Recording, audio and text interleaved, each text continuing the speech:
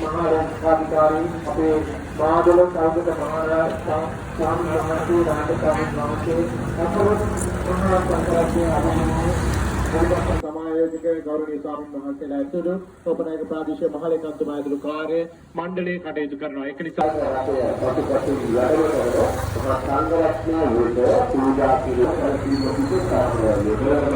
ස්වාමීන් වහන්සේලා ඔවුන්ට ප්‍රාර්ථනා කරනවා. අපේ සමාජයේ රාජ්‍යවල නියමාල දරවල